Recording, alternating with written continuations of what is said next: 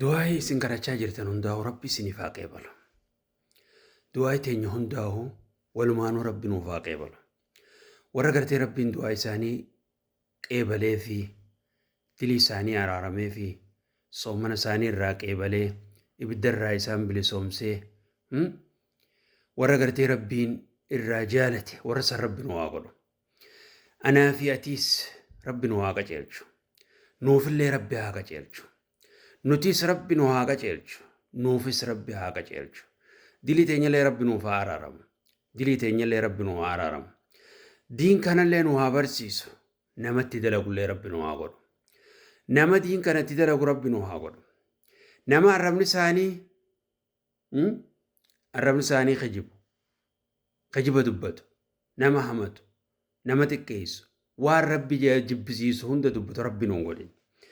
Warra gurri isaanii hamtuu dhaga'u Rabbi nu hin godhin. Warra ijji isaanii hamtuu laaltu Rabbi nu hin godhin. Rabbi warra khayrii hojjetu nu haa godhu. Anaa fi atiis nama khayrii daawwatu, ka khayrii sheer godhu, ka khayrii hojjetu warra san Rabbi nu haa godhu. Nama fira isaa maxxanfatu, nama hawaasaaf khayrii yaadu, nama san Rabbi nu haa godhu. Nama hundaaf khayrii yaadu Rabbi nu haa godhu. Nama soomanaa fi gaafa soomana duraatii fi soomana keessaas jireenyi isaa ol qixaa Rabbi nu hin godhin. Hoggaan akkana siin joo hamtuu irratti baaneeti. Nama soomana duraas diluma hojjetu, ka soomana keessaas sanuma hojjetu, kan hin tawbanne warra san Rabbi nu hin godhin. Warra gartee tawbatee guyyarraa Rabbitti dhiyaatu, warra guyyarraa Rabbi dhiyaachaa deemu Rabbi nu haa godhu. Qornan kana keessa warra Leelatul Qadri hirkate, halkan Leelatul Qadri san dhaabbatee Rabbiin dalagaa isaa irraa qeebalee dilii isaanii araaramee fi ibiddarraa bilisoomse Rabbi nu haa godhu. Obboleessa kiyya qaali, obboleettii kiyya qaali. Mee bakka jirtu if laali namu haa if laallu. Guyyaa soomanaan oolta. Halkanoo maalirra bulta? Maalirra bulla? Haa if laallu. Haa if laallu. Bakkuma dursan jirra moo ajirii soomanaa balleessaa jirra? Haa if laallu. Rabbiin waan ifii jaalatu isinitti haa urgeessu. Rabbi nutti haa urgeessu. Haraam irraa Rabbi nu haa fageessu. Warra haraam hojjetu Rabbi nu hin godhin. Haraam irraa nu haa fageessu. Yaa dubartii hijaabaan Rabbi si haa bareechu. Buqqee faranjii ta burbur godhan tanarraas Rabbi si haa fageessu. Shishaarraa Rabbi si haa fageessu. Musalsala Rabbi si haa jibbisiisu.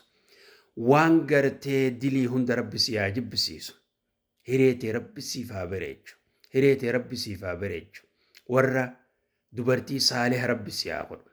Ta sodaa Rabbii qabdu, ta naamusa qabdu, ta kabajaa qabdu, ta guyyarraa Rabbi dhiyaattu, ta jaalala Rabbii qofa barbaaddu san Rabbi si haa godhu.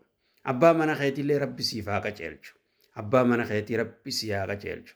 Ati ilma dhiiraa Rabbi si haa qaceelchu. Buqqee faranjiirraa si haa fageessu. Musalsalarraa si haa fageessu. Haraam hundarraa si haa fageessu. Waan haraam jaama hundarraa Rabbi si haa fageessu. Hiree teessan Rabbi isiniif haa bareechu. Hiree teessan Rabbi isinii haa bareechu. Bultiin teessan bultii gammachuu qabdu. Ta nyamnyamii hin qabne, ta hiraar hin qabne, ta jibbansa hin qabne, ta hamtuu walii yaaduun keessan jirre, ta zeeta walin naquun, zeeta danfisanii walin naquun keessan jirre.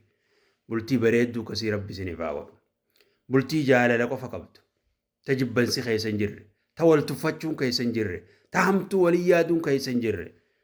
Ta wal tuffachuu fi hamtuu walii yaaduu fi wal duwwa wal hamachuu fi mistira walii ala oofuun keessan jirre. Bultii jaalala qabdu san Rabbi isiniif haa kennu. Ilmaaniin isin haa gammachiisu, ilmaan diiniin. Qabeenyaan isin haa gammachiisu, fayyaan isin haa gammachiisu. Jiini kun osoo hin xumuramne duratti rakkoon teessan haa xumuramtu.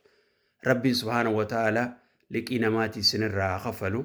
Riskii bakka quban qabnerraa, bakka isinirraa eeggattanii fi bakka irraan eeggannerraas Rabbi isiniif haa kennu. Fira jaalatu, firaaf khayrii yaadu Rabbi isin haa godhu.